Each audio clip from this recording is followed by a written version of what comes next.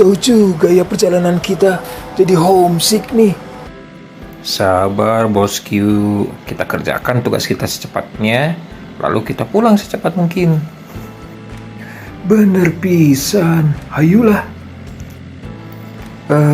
Ngomong-ngomong, saya punya beberapa pertanyaan nih. Sebetulnya pertanyaan anak saya. Pertanyaan-pertanyaan biologi. Oh, boleh. Apa aja tuh? Tentang sistem peredaran darah, bro. Apa aja yang ada di dalam pembuluh darah? Tolong dong, saya udah pada lupa tuh. Oh itu, oke. Jadi di dalam pembuluh darah kita itu diangkut banyak hal. Secara garis besar yang diangkut itu terbagi atas dua kelompok, dua bagian. Yang pertama adalah komponen padat, yaitu sel-sel darah. Dan yang kedua adalah komponen cair, yaitu plasma darah. Plasma darah adalah cairan berwarna kekuningan yang mengandung banyak zat, bro. Dia membawa air, ini yang terutama ya, air. Kemudian elektrolit, enzim-enzim, dan hormon-hormon. Plasma darah juga membawa sari-sari makanan. Selain itu, plasma darah membawa zat-zat sisa buat dibuang. Nah, banyaknya plasma darah itu 55% dari total volume darah, bro. Oke, siap, paham. Nah, tentang komponen padat.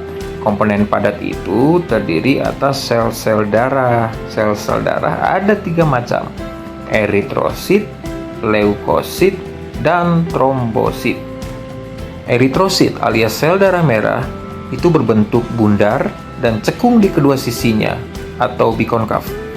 Mereka tak berinti sel, dan dengan adanya hemoglobin di setiap sel darah merah, maka fungsi sel darah merah itu adalah untuk mengangkut gas-gas respirasi, oksigen dan karbon dioksida.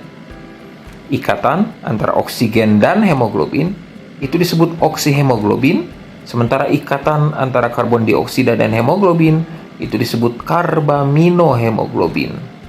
Jumlah sel darah merah di tubuh kita itu adalah sekitar 5 juta sel darah merah di setiap 1 mililiter darah, bro.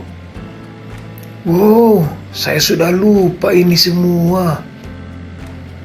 Leukosit, sel darah putih, itu bersifat amuboid seperti amuba. Mereka punya inti sel. Kemudian mereka berfungsi seperti tentara yang menjaga tubuh kita, seperti angkatan bersenjata yang menjaga tubuh kita. Mereka melindungi kita dari penyakit dan infeksi. Mereka mampu untuk melakukan diapedesis, yaitu mampu untuk menembus dinding pembuluh darah. Hebat ya, kayak hantu. Kemudian mereka memakan kuman atau apapun yang masuk ke tubuh kita dengan cara fagositosis. Mereka berjumlah kurang lebih 8.000 sampai 10.000 lah per cc darah. Nah, last but not least, kita punya trombosit atau keping darah. Mereka bentuknya tidak tentu, nggak beraturan, macam-macam. Kemudian mereka tak berinti sel. Mereka ini, trombosit ini, memainkan peranan penting dalam proses pembekuan darah. Jumlah mereka kira-kira sekitar 250.000 lah per cm kubik darah. Itulah komponen padat darah, bro.